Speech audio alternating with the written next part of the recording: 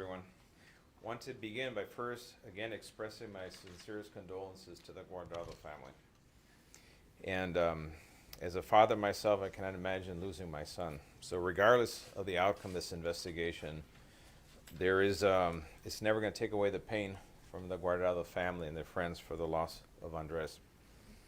And I can't be transparent with all our investigations, and we have to follow the rule of law. We can't skip any step. Okay? And if we do something like that, we're going to jeopardize the integrity of the investigation and the outcome. And we're not going to be doing that. We want to ensure there's justice for all parties involved in this case. And they take time, and we have to get it right. So today we're going to share an update on those details we can release at this point regarding the criminal portion of the investigation.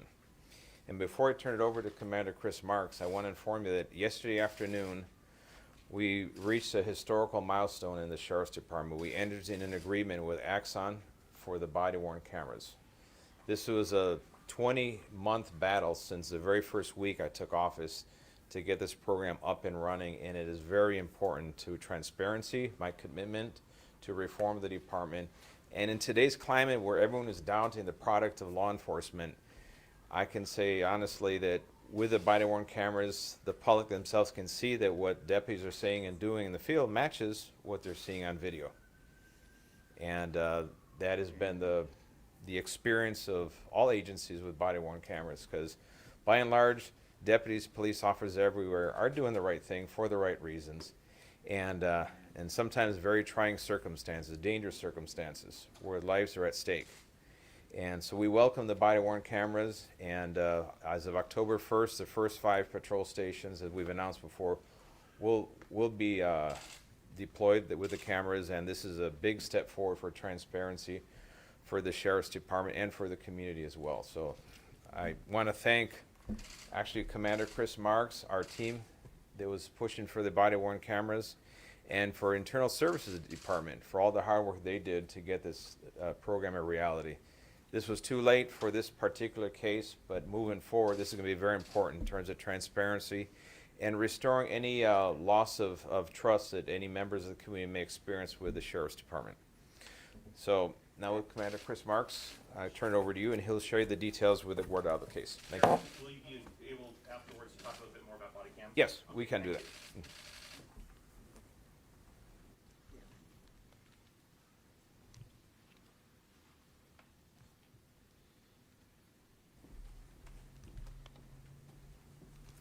Thank you, Sheriff. Good morning. I will be providing you an update today on the investigation into the deputy-involved shooting of Mr. Andres Guardado. This briefing will be separated into 3 areas. First, a review and update of the criminal investigation of the deputy-involved shooting. Second, information regarding a parallel investigation of a gang-related shooting incident that occurred on June 7th, 2020 at the same location. And third, a review of the reported incidents at the location of 420 West Redondo Beach Boulevard, unincorporated Gardena.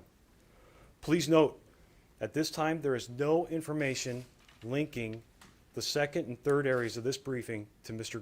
Guardado. The information in the second and third areas of this are being provided to allow better understanding of the overall investigation that is still ongoing, in which the events have occurred at the location. First, a review and update of the criminal investigation of the deputy-involved shooting. And some of this I will be repeating from the first briefing we gave a couple weeks ago, but for clarity, I'm going to provide a complete statement. On Thursday, June 18th, 2020, at approximately 5:52 p.m., 2 sheriff's deputies assigned to Compton Station observed Mr. Guardado standing in front of 420 West Redondo Beach Boulevard in unincorporated Gardena. Mr. Guardado was speaking to occupants in a white Lexus sedan parked in front of the driveway at the location. Mr. Guardado reportedly looked toward the deputies who were approaching in a marked patrol car. At some point, Mr. Guardado was seen in possession of a handgun and then ran southbound down the driveway of the business at the location. The 2 deputies exited their patrol car and gave chase on foot. The deputies ultimately caught up to Mr. Guardado at the rear of the business where a deputy-involved shooting occurred. 1 deputy fired 6 rounds at Mr. Guardado. Mr. Guardado was struck 5 times by gunfire in his upper torso and was pronounced deceased by paramedics at the scene. A .40 caliber semi-automatic handgun was recovered at the scene from Mr. Guardado. We will have a picture on the display for you here. That is a picture of the weapon that was recovered. A copy of all photos and videos provided to you today will be provided to the media. It has been reported that Mr. Guardado was employed or acting as a security guard at the location. Regarding that assertion, we have the following information to share. Mr. Guardado was not wearing a security uniform or clothing, nor wearing any type of gun belt. He was not yet 21 years old, therefore he was unable to be legally employed as an armed security guard. There is no record for Mr. Guardado possessing a security license through the California Department of Consumer Affairs Bureau of Security and Investigative Services. He was not in possession of handcuffs, extra magazines for the firearm, or a holster for the firearm. No person interviewed to date has admitted to hiring Mr. Guardado as a security guard at that location. When the homicide investigators responded to this incident, they obtained a search warrant for the location. Included in the search warrant was authority to seize all of the cameras at the location of the shooting. The cameras that were mounted were removed from their mounts and collected as evidence. They were examined by our technical operations investigators to determine if they had onboard memory cards. After analysis of each camera, none of the cameras contained any memory cards, nor did they contain onboard video footage. A DVR from the location was seized and also determined not to have any recorded video on it. This is a separate video DVR that was seized. I will talk about a first DVR that was seized prior to this, a week prior. Inside of the business, homicide investigators observed several gas bottles used for storing nitrous oxide. There'll be two pictures of the scene showing the nitrous oxide bottles that were inside the auto repair store. An additional search warrant was obtained in order to preserve and obtain any web-based security footage from the alarm company that monitored the business. After serving the search warrant at the alarm company responded that there was no video footage captured on their servers of the location at the time of the deputy-involved shooting. Next, distant video footage was obtained from a business across the street, but does not show the actual shooting itself. The video will be played momentarily. I want to caution you, the video frame rate and quality is very poor on this recording, and it skips intermittently throughout. Prior to starting the video, you will see Mr. Guardado standing in the driveway of the location. He will move out to the street to speak with persons in a white car, and then you'll see the deputies approach. We'll play the video now.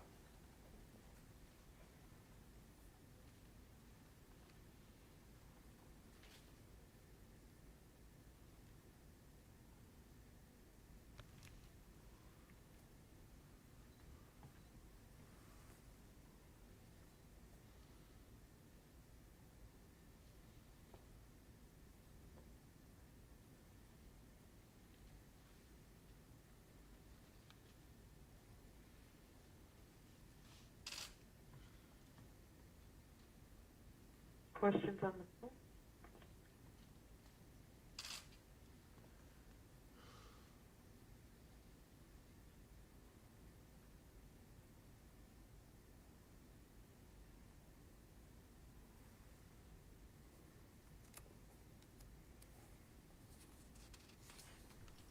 Again, that video will be available for all of you at the end of this press conference. Can you describe what we saw there? Okay, we can go back to the video. So you see the front of the location, 420 West Redondo Beach Boulevard. The driveway and the security gate is partially open. You'll see Mr. Guardado standing with his arm up, resting against the gate there. You'll see a white Lexus pull up and stop in front of the driveway apron. Mr. Guardado engages the occupants of that car, and a patrol vehicle approaches Mr. Guardado. It stops. You see Mr. Guardado run southbound down the driveway of the business, and the deputies exit the patrol car and get chase on foot. At the end of that driveway is where the deputy-involved shooting occurred. Good? Okay. Continuing. Additional search warrants were served to obtain information from phones and social media accounts related to the incident. We're still awaiting results on many of those warrants. An autopsy was performed by the Department of Medical Examiner Coroner. Homicide Bureau requested that the coroner keep the results of the examination confidential until the scheduled interviews were completed with the principal subjects of the incident, including the deputies involved, the business owner, the business manager, and the occupants of the white car that you just saw Mr. Guardado speaking with when the incident began. In this incident, the investigators did not want the interview subjects to have information from the autopsy prior to obtaining their statements. Specifically, the autopsy report provided information related to the number of rounds fired, wound paths, and bullet trajectories to the persons being interviewed. Despite our request, Coroner Jonathan Lucas, in an unprecedented action, released the autopsy report publicly, potentially compromising the integrity of those interviews. Subsequently, both involved deputies have been interviewed by homicide investigators, and we've determined to give complete statements regarding the incident. And when I say complete statements, I'm referencing answering all of our questions. Since the incident, the firearm recovered by Mr. Guardado has been submitted for forensic testing. Again, shown here, which the forensic testing includes: 1, functionality. The firearm was test fired and determined to be fully functional. 2, it was fingerprinted. There were no identifiable fingerprints, which is actually very common for a polymer type frame like this, where you can see there's no smooth surface. 3, general photo documentation. The pistol's photographed and determined to be consistent in design and construction with a 3D printed polymer frame. The slide and barrel are manufactured by Smith & Wesson. The frame lacks any manufacturer serial number markings, and the weapon also contained a loaded Glock magazine with 14 rounds in it. 4th is a ballistic comparison where the rounds fired from the gun are tested. We're still awaiting the results of the ballistic comparison. And 5th is serology, and Mr. Guardado's DNA was obtained from the pistol's trigger guard, and the magazine that was found inside the weapon. Moving on, second. And this, again, second portion of this briefing, we have no linkage between Mr. Guardado and what I'm about to provide to you now. 11 days prior to the deputy-involved shooting on June 7th, deputies assigned to Compton Station responded to the same location regarding a gunshot victim. They encountered a victim suffering multiple gunshots to his torso and observed a blood trail leading to the interior of the business. A crime scene was established, and gang investigators from Operation Safe Streets Bureau responded. A search warrant was served that day by OSS, Operation Safe Streets Bureau, in order to obtain evidence related to the shooting. Inside the location, OSS investigators observed numerous bottles of nitrous oxide gas, commonly referred to as NOS, as you saw in the previous picture from the homicide investigation of the deputy-involved shooting.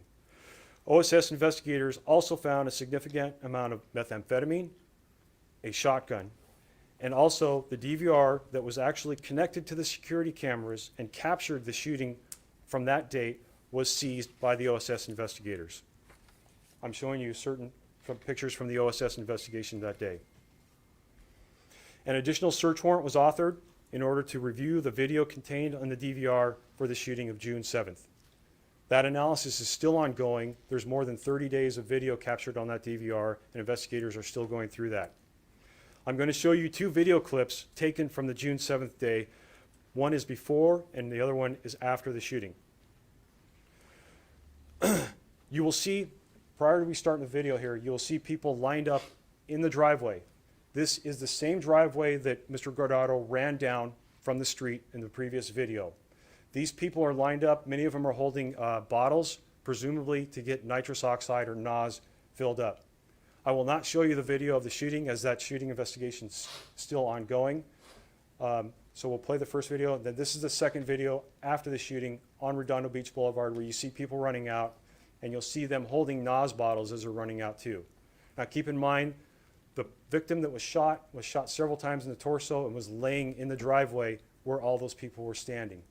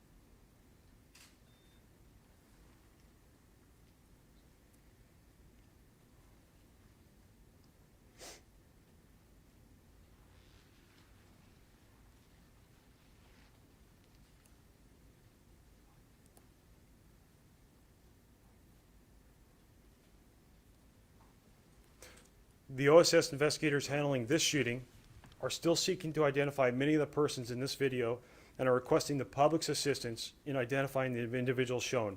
Anyone with information about this shooting is urged to contact OSS through the Sheriff's Information Bureau at the numbers I will provide at the conclusion of the press conference. Since June 7th, the OSS investigators have been working collaboratively with the homicide investigators handling the Andres Guardado deputy-involved shooting. The OSS investigators have served 13 additional search warrants at various locations in furtherance of this case. As a result of the assault with a deadly weapon investigation, they have arrested 5 persons on various charges. Several firearms have been recovered, illegal narcotics, and approximately $100,000 in U.S. currency. This parallel investigation is ongoing regarding the criminal activities of this business.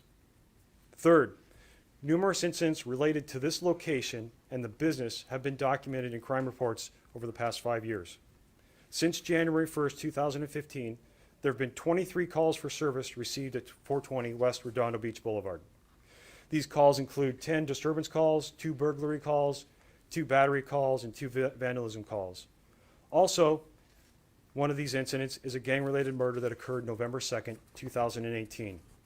That investigation is still ongoing and not solved at this time. On June 9th, 2020, 2 days after the assault with a deadly weapon and 9 days before the deputy-involved shooting, deputies conducted a traffic stop for a vehicle blocked in the driveway at the same location. The deputies approached the car and smelled marijuana emitting from the vehicle and detained the 2 persons that were occupied in the car. Deputies recovered narcotics and an unregistered firearm from that vehicle and arrested both occupants. On June 11th, 2020, 4 days after the assault with a deadly weapon and 7 days before the deputy-involved shooting, deputies approached a vehicle parked directly in front of the red zone at that same location. The deputies ultimately detained an occupant and arrested that person for possession of methamphetamine. Lastly, both of these incidents are still actively being investigated. Our Homicide Bureau is committed to gathering all the facts possible for this tragic event.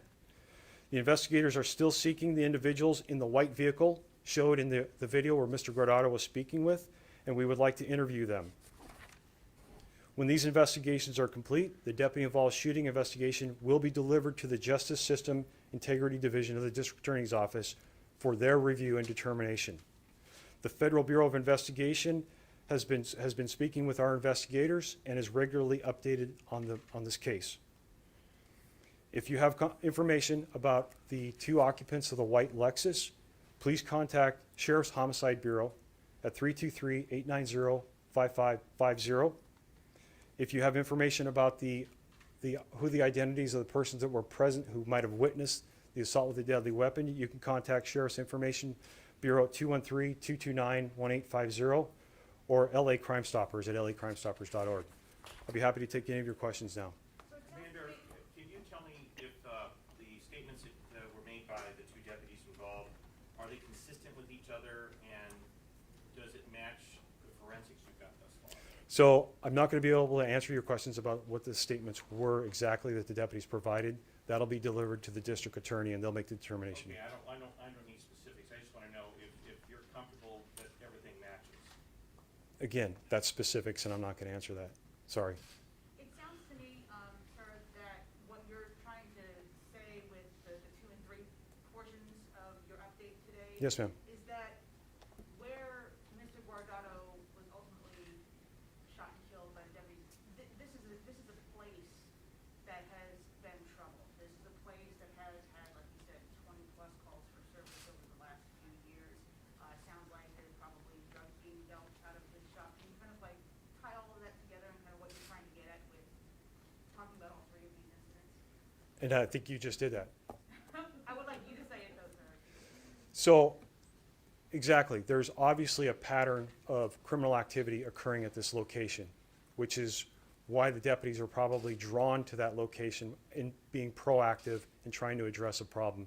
As we know, if nitrous oxide is being sold out of there illegally for personal consumption, many of your stations have done reports on the dangers of NOS and people that have been killed because drivers inhale the NOS and pass out and crash into people. So yes, if there's a pattern of criminal activity at any location, proactive deputy sheriffs or police officers are going to pay particular attention to suspicious activity. Is there any belief that Mr. Guardado had been at that location during any of those other incidents? Again, I don't have any information that links Mr. Guardado to any of these previous incidents. This is background information, and it's also to share with you that we have parallel investigations, and we understand there's a lot of public desire and media desire for information on this case, but we're just have not been in a position to share information on this case because of this parallel investigation and all the search warrants being served at the 13 locations. Now, today, we're in a position where we can give you an update and provide you that information. Where was the gun recovered? Specifically, what location was the gun recovered? The gun recovered from Mr. Guardado was next to where he was deceased. Was it next to his hand, or? Again, that's too specific of information. I can't give that out to you. But it wasn't on his person, it was separate from him? It wasn't inside of a pocket or inside of a, No, it was on the concrete. on the concrete? Yes. But you can't tell me how close it was to his hand? No. And you know what, I can't give you that specific because I don't know where it was actually recovered from. The camera shot that you got from the NOS shooting seemed pretty clear. That camera didn't provide you any, where there was no flash card in that camera during the Guardado incident? So, correct. So the cameras that are very clear that show that the shooting from June 7th, when the OSS investigators arrived to investigate that scene, they served a search warrant for that premises. They seized the DVR that was connected to those cameras. So that DVR that recorded everything, as of June 7th, stopped recording because we took the memory away from it.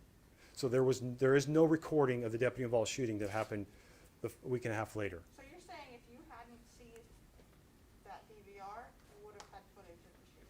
I think I'm saying if there hadn't been a shooting on June 7th and we didn't follow through with a thorough investigation, there would still be a recording, yes. Guardado's gun, is that considered a ghost gun? And has it been traced to any other activity? So the tracing, because there's no serial number, there's no registration for it. The only tracing would be through the ballistics, and that's still ongoing. The prior incidences of the vehicles showing up and deputies approaching those, are those the same deputies involved in Guardado's shooting? No, however, the deputies involved in the Guardado shooting responded to the assault with a deadly weapon that occurred on June 7th. And to confirm, June 7th, it was not a death, the person did not die? That person was severely wounded, however, he has survived and is still recovering. Why is that an AEW and not an attempted murder? Well, What parish now? Say again? It's gonna be up to the VA. yeah, that's How it's charged. the charge will be determined. What was in what were they getting in the Lexus? You see the trunk lid opening when the Lexus pulls up and someone gets out and gets into the trunk of the Lexus, and who were the people in the white Lexus? So thank you for bringing that up. We're still trying to identify those two persons that were in the Lexus and interview them as potential witnesses in this matter. So we don't have their statements. We don't have them And I identified yet. didn't pay attention, you didn't get a plate or anything off that? They're not, that video, as you can tell, is grainy and skips, and we're not able to recover a plate from this video. Then you have no idea what they might have been getting in that trunk then? I can't tell you from a fact-based answer Okay. what they were doing. I mean, you can probably look on the videos and see what's going on there and maybe make an assumption, but I'm not gonna tell you that unless it's fact-based. We're gonna take one more question, we're gonna go to the phone lines. Thank you. Just one more quick question with regard to, you said you interviewed, nobody that you've interviewed has said that they ever hired in Guardado as a security guard. Does any of the people that work at that auto body shop or, 'cause what I had read that he was an informal security guard, but that doesn't match up based on the. And we follow the same information if you're referring to social media, and we're trying to follow up on that, and nobody has told us in a statement to the homicide investigators that, So there's no evidence of that at this point? no. So, the phone calls? Phone questions? Moderator. Moderator, go ahead. If you have any questions on the phones, please press 1, then 0. Again, if you have a question on the phone, press 1, then 0.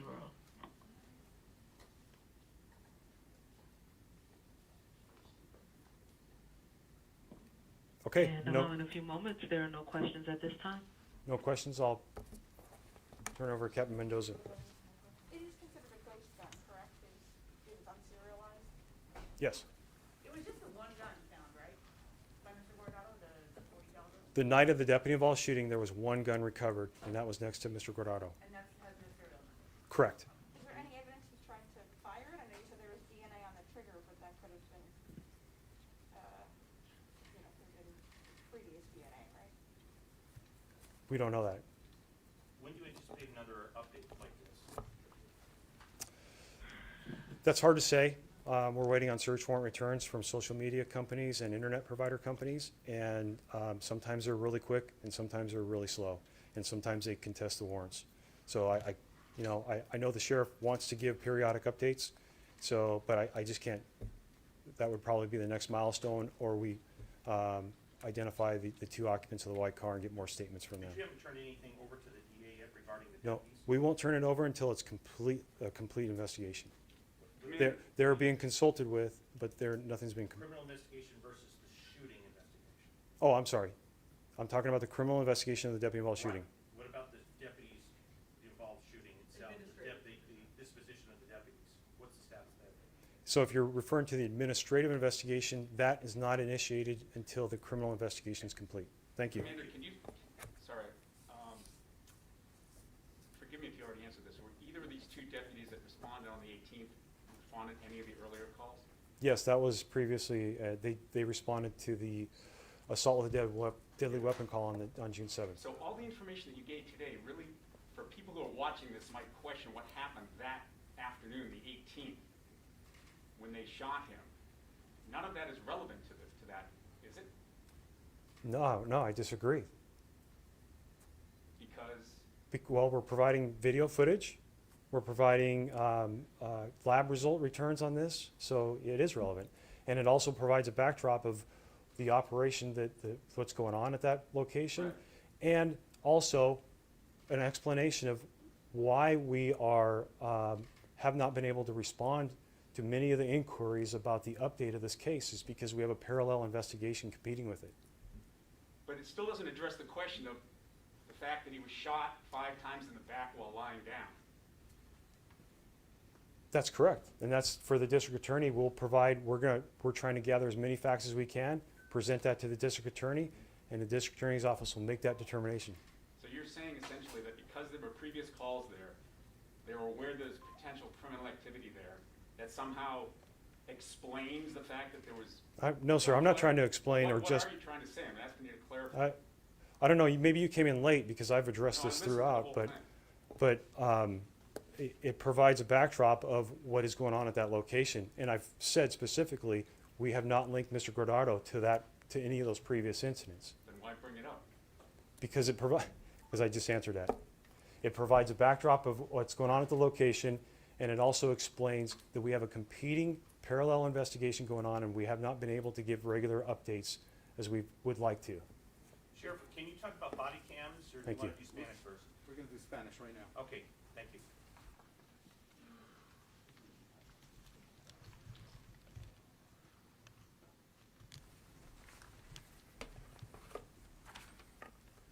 Bueno, gracias por su paciencia y por su atención. De parte del sheriff Alex Villanueva, queremos ofrecerles un acontecimiento de la última información sobre la investigación del tiroteo que ocurrió el mes pasado en la ciudad de Gardena. Un caso que resultó en la muerte del hombre joven Andrés Guardado.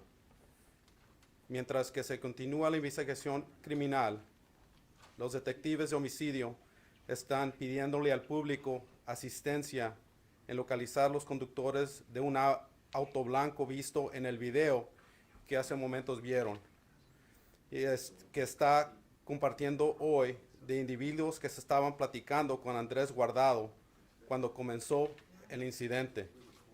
Se ha confirmado que a través del ADN que Andrés Guardado portaba una pistola el día 18 de junio, justamente antes de las 6 de la tarde, cuando se inició el contacto con él.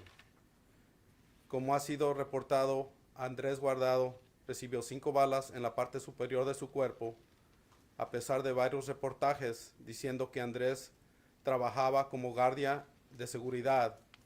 Hasta la fecha, ninguno de los testigos con quienes hemos hablado ha dicho eso. Las cámaras de vigilancia en la zona que fueron revisadas por detectives resulta que no tienen ningún tipo de grabación del incidente. Nuevamente, el sheriff Villanueva desea enviarles sus más sinceros pésame a la familia de Andrés Guardado. ¿Tienen preguntas? En el video que muestran, donde muestran la gente corriendo, ¿qué me puede escribir sobre eso? Ese video es de un tiroteo que pasó 9 días antes, en el 7 de junio, y en esa dirección ha habido muchos problemas. Desde el 2015 han tenido 23 llamadas a esa dirección y pues en ese día los alguaciles estaban patrullando por esos problemas, ¿verdad?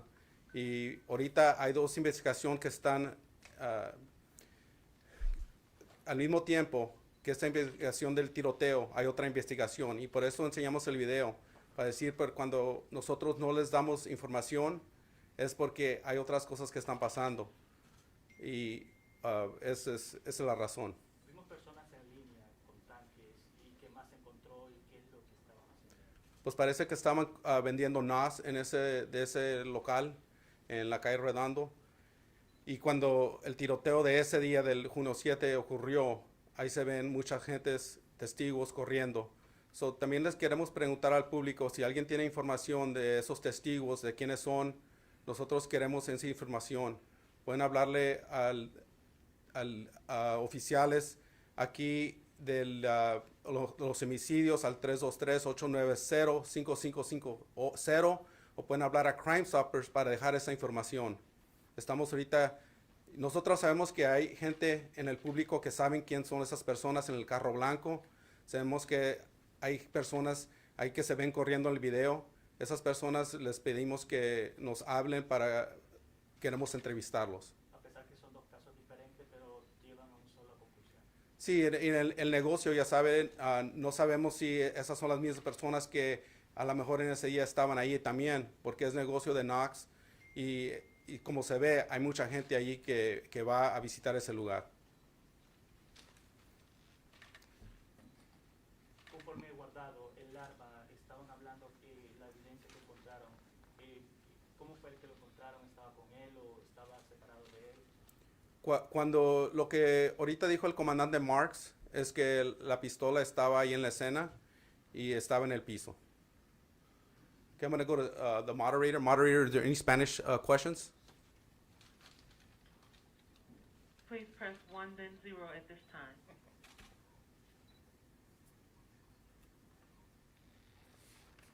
And there are no questions at this time. Okay. Sheriff, if you don't mind, on the body cams, that'd be great. Sheriff Villanueva will now address body-worn cameras.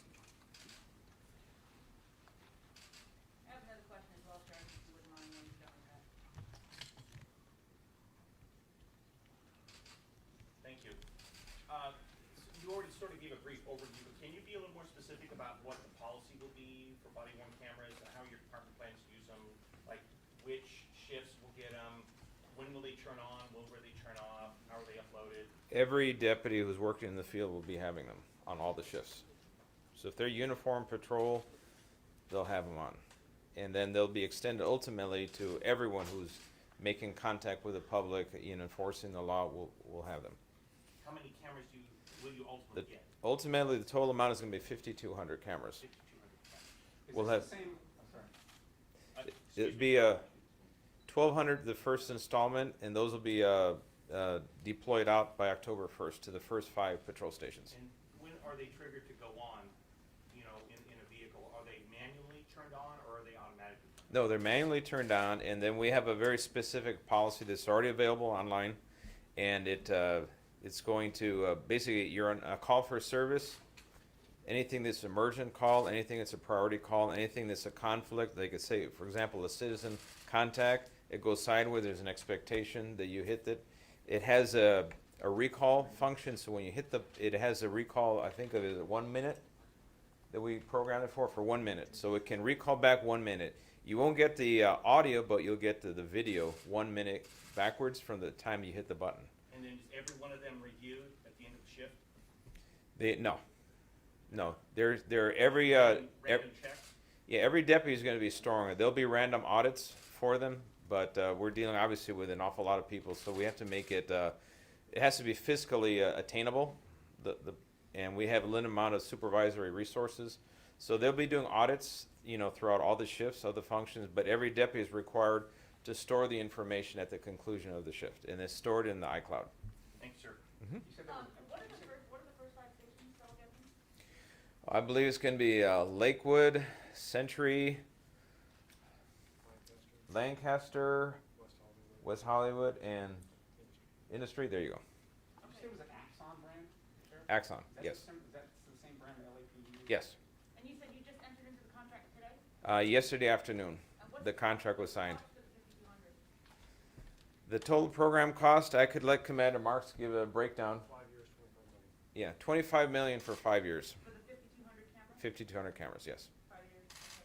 Can you also talk about the incident up in Santa Clarita last week where the teenagers with the skateboards were detained? Where do we stand with that at this point? You said that you were concerned about some of the tactics that were involved there.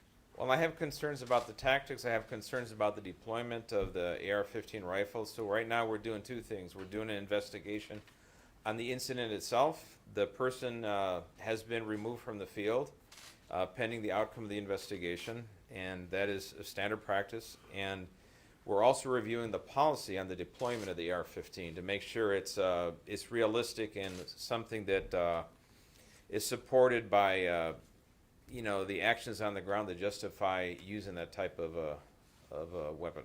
And when you talk about the person being removed from the field, that's the deputy that can be seen in some video that rolled up and came out and Yes. had the rifle going. The person who reportedly pulled a knife on these kids, was that person detained? Because I know all 3 of the teens were detained and released. But did you guys ever locate that person? And We're still trying to locate that person because apparently there was 2 calls that came in almost at the same time. One that described the kids as the aggressors. The other one described the homeless person as the aggressor. So we had competing calls, and that obviously there was some confusion involved in that, and we're trying to sort that out. So the investigation that we're doing right now administratively will sort that out and we'll identify all the parties. Have you actually heard those calls? I heard somebody else talk. Go ahead. I said, based on what you know, do you believe that the teens were the aggressors? I need to see all the information first. I don't want to comment one way or another. I need to see all the facts first. 2 more questions, please. I was just wondering if you had heard the 911 calls yourself. No, I have not. José Figueroa, lo nuevo que están implementando en español, que me puede explicar lo que les dijo a ellos. Con respecto a cuál. Cámaras. A las cámaras de cuerpo, sí. Ayer iniciamos y completamos un contrato con la compañía Axon. Esto fue un proceso largo, duró 20 meses de completar este programa. Yo lo inicié la primera semana cuando ascendí a esta posición y a pesar de todas las represalias y toda la oposición de la Junta de Supervisores, logramos después de 20 meses completar el contrato con Axon y ya el 1 de octubre las primeras 5 estaciones de alguaciles van a tenerlo y eso va a ser la ciudad de Industry, Lakewood, Century, West Hollywood y Lancaster. ¿Qué pasa con alguaciles que estuvieron implicados en el caso de Guardado? Algo que les pueda decir a nosotros en español. Ellos no están trabajando en la calle mientras completamos la investigación.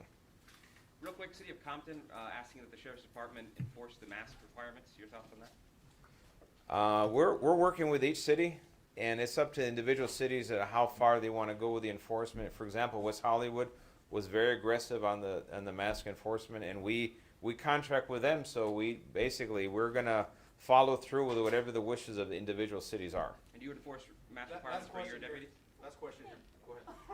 Go ahead, ma'am. Regarding the body cameras, what finally pushed it over the edge? Did the board of supervisors agree? Did the Guardado shooting play a role in finally getting this to happen? The Board of Supervisors ran out of excuses and ways to block it. That's what happened. It took 20 months to overcome the resistance. Yeah, the Board of Supervisors, from the very onset I made this my priority the first week I took office. This is December of 2018. Had they facilitated the process, we would have had the cameras operational by the summer of 2019. However, because we had to deal with their resistance and their obstruction, it dragged us out all the way out to, we just signed the contract yesterday. Did the Guardado shooting, is that what really made this, push it over the edge?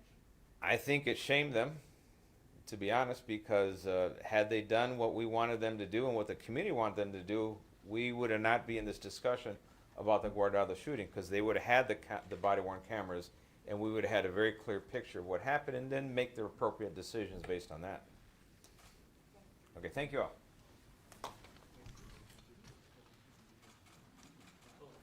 Okay, thank you for coming. That concludes our press conference.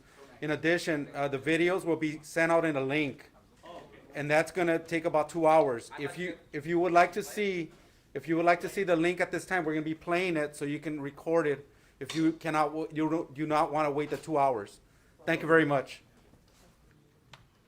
Thank you, moderator. That concludes our press conference.